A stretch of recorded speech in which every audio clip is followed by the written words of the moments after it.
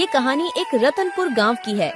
इस गांव में एक रामू नाम का मांझी अपनी पत्नी रूपवती के साथ रहता था। रामू बड़ा ईमानदार और भोला था। वो दिन भर अपनी नाव से गांव निवासियों को नदी पार कराने का काम करता और साथ में रामू की पत्नी रूपवती फूलों की माला बनाती थी, जिससे रामू का परिवार चलता था। भाग्यवान, ओ भाग्यवान, भाग्यवान, मुझे मेरा खाना जल्दी से बांध कर दे दो, मुझे देर हो रही है। लाती हूँ, जरा रुको। हर चीज जल्दी और हाथ में चाहिए, जरा रुको। अरे भाग्यवान, खाना बनाने में इतना समय लगता है क्या? तुम्हें पता है ना मुझे देर हो रही है।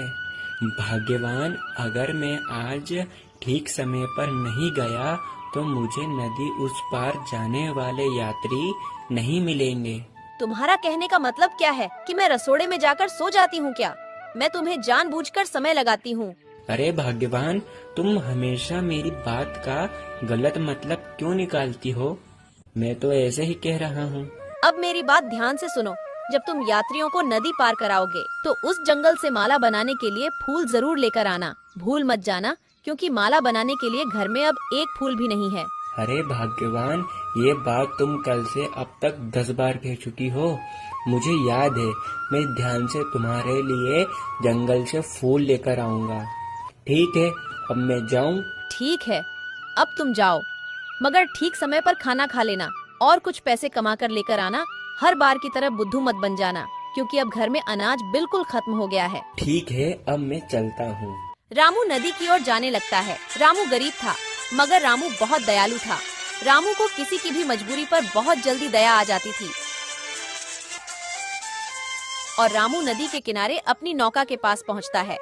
आज ये भाग्यवान के चक्कर में बहुत समय हो गया। पता नहीं आज मुझे कोई यात्री मिलेगा या नहीं। रामू को एक यात्री नजर आती है। काका, मुझे जल्दी से ये नदी पार करनी है। काका, जल्दी से मुझे ये नदी पार करवा दो। हाँ बहन, क्यों नहीं, यही तो मेरा काम है। इस किनारे से लेके दूसरे किनारे तक यात्रियों को छोड़ना। इतना कहकर रामू वो लड़की को अपनी नौका में बिठाकर नदी उस पार ले जाता है। लाओ बहन, मुझे मेरे पैसे दे दो, अब मुझे जंगल की ओर जाना है। मेरे पास पैसे नहीं है। मेरे बच्चे की तबीयत बहुत ज्यादा खराब हो रही है। मेरा यहाँ आना बहुत जरूरी था। अगर मैं पहले आपको कहती कि मेरे पास पैसे नहीं है, तो मुझे कोई नदी पार नहीं कराता। कोई भी मुझे नाव में नहीं बैठने देता। मेरे बच्चे की हालत बहुत खराब हो रही है। रामू को उस लड़की की बात सुनकर बहुत दया आ जाती है। नहीं बहन, मुझे तुमसे पैसे नहीं चाहिए। वैसे तुम बहन इस जंगल में कहाँ जाओगी? अभी तो रामनाथपुर गांव बहुत दूर है, उसके लिए तुम्हें अभी तो बहुत चलना होगा। तुम अपने बच्चे को लेकर वहाँ कैसे जाओगी? नहीं काका, मुझे रामनाथपुर गांव नहीं जाना।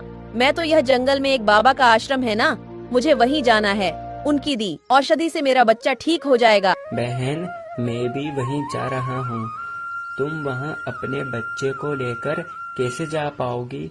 वहाँ तो बड़े बड़े पहाड़ चढ़ने होंगे। तुम अपने बच्चे को लेकर कैसे चढ़ोगी? बहन, एक काम करो, तुम अपना बच्चा मुझे दे दो, मैं वहाँ तक तुम्हें छोड़ दूंगा। अरे बहन, डरो मत, मैं तुम्हारे भाई के समान हूँ। फिर वो लड़की रामू को अपना बच्चा दे देती है। वो दोनों वहाँ से आगे बढ़ने लगते हैं। कुछ ही देर के बाद बाबा का आश्रम आता है। काका, आश्रम आ गया है, अब मुझे अपना बच्चा दे दो। रामू बच्चे को दे देता है। अरे बहन, तुम बहुत भूखी लग रही हो, लो मेरा ये खाना तुम ले लो। नहीं काका, मैं आपका खाना नहीं ले सकती। मैं आपका खाना ले लूंगी तो फिर आप क्या खाओगे? अरे ले लो बहन, शर्माओ मत, मुझे आज भूख नहीं लग रही बहन।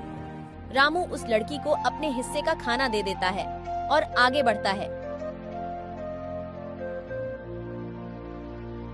अरे वाह, आज इस पेड़ पर कितने बड़े बड़े और ताजे ताजे फूल लग रहे हैं। ये फूल देखकर तो भाग्यवान खुश हो जाएगी। अब जल्दी से ये फूलों को मैं तोड़ लेता हूँ। रामू फूल के पेड़ के पास जाकर खूब सारे फूल तोड़ लेता है।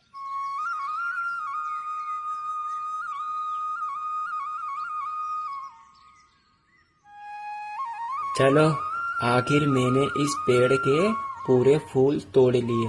ये फूल देखकर तो भाग्यवान खुश हो जाएगी, मुझ पर गुस्सा नहीं करेगी भाग्यवान। अब जल्दी से ये फूल लेकर घर जाता हूँ। और इतने ही बीच में वहाँ पर एक औरत आती है और कहती है, अरे अब तो इस पेड़ पर एक फूल भी नहीं बचा।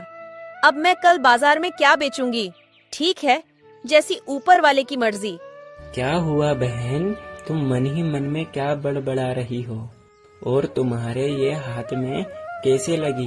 कुछ नहीं काका, अभी कुछ दिन पहले मैं जमींदार के घर पर काम करती थी। काम करते करते अचानक से फिसलकर गिरने से मेरा ये हाथ टूट गया, जिस कारण मेरा जमींदार के घर से काम छूट गया। अब मैं ये फूल मंदिर के बाहर बेचकर अपना और मेरे बच्चे का पेट पालती हूँ, मगर आज पेड़ पर फूल ही नहीं है। बहन, तुम अपने पति को भी तो भेज सकती थी फूल तोड़ने। तुम्हें आने की क्या आवश्यकता थी? मेरे पति नहीं है। मेरे पति मुझे और मेरे बच्चे को इस दुनिया में अकेला ही छोड़ गए। बहन, एक काम करो, ये मेरे फूलों की पोटली ले लो बहन। आज मैंने पेड़ से खूब सारे फूल तोड़ लिए बहन।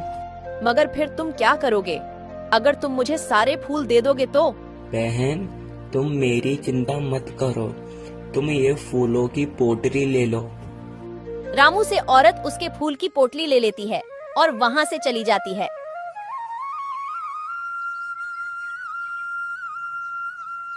अब इस पेड़ पर एक फूल भी नहीं बचा। मुझे लगता है मुझे कल आकर फूल तोड़ने होंगे। अब मैं चलता हूँ। इतना कहकर रामू आगे की ओर बढ़ता है। रामू को वही लड़की वापस से मिलती है। अरे बहन, अब तुम्हारे बच्चे की तबीयत कैसी है? हाँ काका, अब मेरे बच्चे की तबीयत ठीक हो गई है। बाबा की औषधि देते ही थोड़ी देर बाद मेरे बच्चे का बुखार पूरा उतर गया। अब मैं अपने घर की ओर ही जा रही हूँ।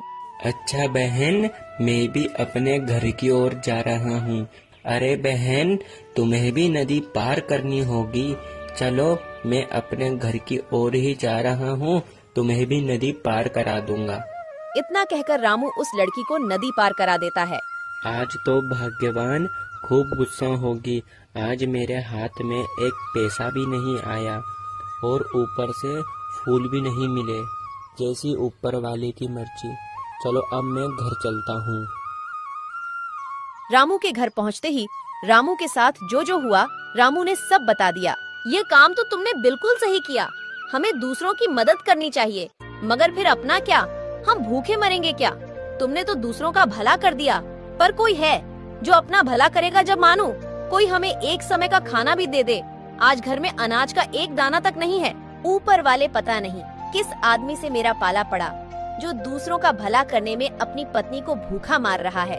अरे भाग्यवान, मेरी बात तो सुनो। तुम चुप रहो, मुझसे बात करने की कोई जरूरत नहीं है। रूपवती ने रामू को खूब सुनाई।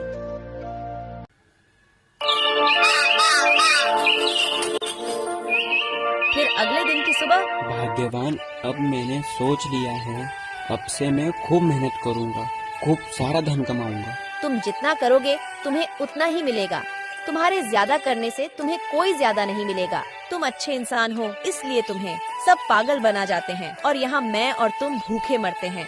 तुम चिंता मत करो भाग्यवान, आज मैं जंगल में जाऊंगा और खूब सारे फूल तोड़ लूंगा, जिससे तुम माला बनाकर बाजार में बेचना। अब मैं तुम्हारे चेहरे पर खुशी लाकर ही दम लूंगा।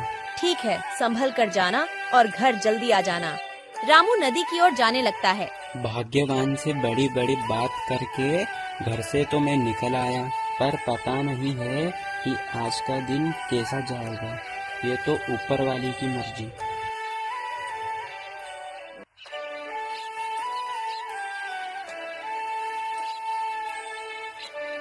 रामू अपनी नाव के पास पहुंचता है तो उसकी नाव के पास गांव का जमींदार खड़ा हुआ था। रामू, मैं इतनी देर से तुम्हारा ही इंतजार कर रहा था। मुझे नदी पार करके गुरुजी के आश्रम में यह पोटली लेकर जाना है। क्या तुम मुझे ले चलोगे? हाँ हाँ, क्यों नहीं जमींदार बाबू, अभी लेके चलता हूँ आपको। रामू जमींदार का सारा सामान अपने नौका में रख राजा को नदी पार कराने लगता है।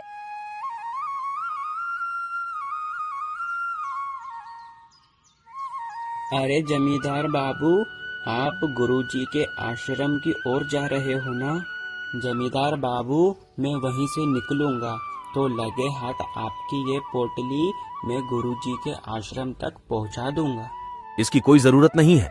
रामू, मैं और मुखिया जी हैं ना, हम दोनों ले जाएंगे, तुम तकलीफ क्यों उठाते हो? तुम तो जाओ, अपना काम करो, ठीक है?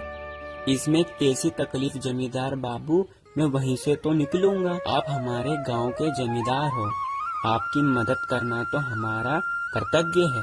तुम इतना ही कह रहे हो तो फिर मेरी मदद कर देना। रामू ने जमींदार का सामान गुरुजी के आश्रम तक पहुंचा दिया। धन्यवाद रामू, धन्यवाद। तुमने हमारी मदद करी। लो, ये लो तुम्हारी मेहनत की कमाई। धन्यवाद जमींदार बाबू, धन्यवाद। अब मैं चलता हूँ। राजा रामू को पैसों से भरी एक पोटली देता है, जिसे देख रामू खुश हो जाता है और आगे बढ़ता है। रामू फूल के पेड़ के पास जाकर खूब सारे फूल तोड़ लेता है।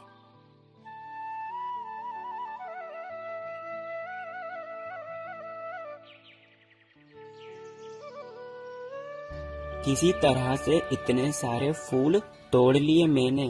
अब ये फूलों को मैं घर ले जाता हूँ, जिसे देख भाग्यवान खुश हो जाएगी। भाग्यवान आज मुझ पर गुस्सा नहीं कर पाएगी, क्योंकि मैं आज घर खाली हाथ नहीं जा रहा। अरे बाप रे, आज इतना काम करने के बाद पैर और हाथ दोनों में दर्द हो रहा है, और ऊपर से बहुत तेज प्यास भी लग रही है। एक काम करता हूँ, इस झील में से पानी पी लेता हूँ और हाथ मुंह धो लेता हूँ। रामू झील के पास जाने के लिए आगे बढ़ता है। रामू जैसे ही अपने हाथ धोने के लिए झील में झुकता है, वैसे ही उसके पैसों से भरी पोटली उस झील में गिर जाती है। अरे ये क्या हो गया? अरे बाप रे बाप, आज जितनी मेहनत करी थी वो पूरी मेहनत पानी में चली गई। मेरी पोटली तो ये झील में गिर पड़ी। हे ऊपर वाले, तुमने कैसी किस्मत लिखी है। अब मैं अपने घर किस मुंह से वापस जाऊंगा? भाग्यवान को कैसे जवाब दूंगा? सुबह से लेकर शाम हो गई, मगर अभी तक वो घर वापस क्यों नहीं आए? मुझे तो ये सोचकर ही चिंता हो रही है। अब मैं किससे कहूँ? उनको मेरी बातों का बुरा तो नहीं लगा। फिर अचानक से वही झील में से एक देवी बाहर आती है और रामू से कहती है, अरे तुम्हारी नींद खुल गई क्या? अरे बहन, तुम कौन हो? मेरी जरा सी आंख लग गई थी। अरे अब तो बहुत देर हो गई। मेरी पत्नी घर पर मेरा इंतजार करके बहुत परेशान हो रही होगी। अब मुझे जल्दी से अपने घर जाना चाहिए। पर बहन, मैं घर क्या मुंह लेकर जाऊंगा? तुम इतने दुखी क्यों हो रहे हो? तुम तो दूसरों की मदद करते हो। जो व्यक्ति दूसरों को खुश करता है, भगवान उसे कभी जीवन में दुखी नहीं करता है। हमारे घर में अनाज का एक दाना तक नहीं है, और ऊपर से मेरी पैसों से भरी पोटली ये झील में जा गिरी। ऐसे में घर जाके मैं क्या कहूँगा? क्या कहूँगा मतलब? यही कहूँगा कि पैसे से भरी पोटली लेकर आया हूँ। लो तुम्हारी पोटली। इसके घूम जाने के कारण तुम दुखी हो रहे थे ना? अब खुश होकर अपनी पत्नी के पास जाओ। बहन, तुम मेरी खोई हुई पोटली को ढूंढ लाई, धन्यवाद। रामू जैसे ही पोटली खोलता है तो वह सोने की मोहर को देखकर चौंक जाता है। अरे इस पोटली में तो सोने की मोहरें हैं। अरे बहन, ये पोटली मेरी नहीं है। मेरी पोटली में सोने की मोहरें नहीं थी। अच्छा, तो यह पोटली तुम्हारी होगी। लो। फिर दूसरी पोटली खोलता है। हाँ बहन, हाँ, ये पोटली मेरी है। धन्यवाद बहन, तुम्हारा बहुत बहुत शुक्रिया। आज आपकी वजह से मुझे मेरी मेहनत की कमाई वापस मिली। मैं तुम्हारी सभ्यता पर खूब प्रसन्न हुई। जाओ, यह दोनों पोटली तुम ले लो। इन दोनों पोटलियों से तुम्हारे घर की सभी परेशानियां दूर हो जाएंगी। पर बहन, तुम हो कौन? पर तुम कोई साधारण महिला नहीं हो सकती।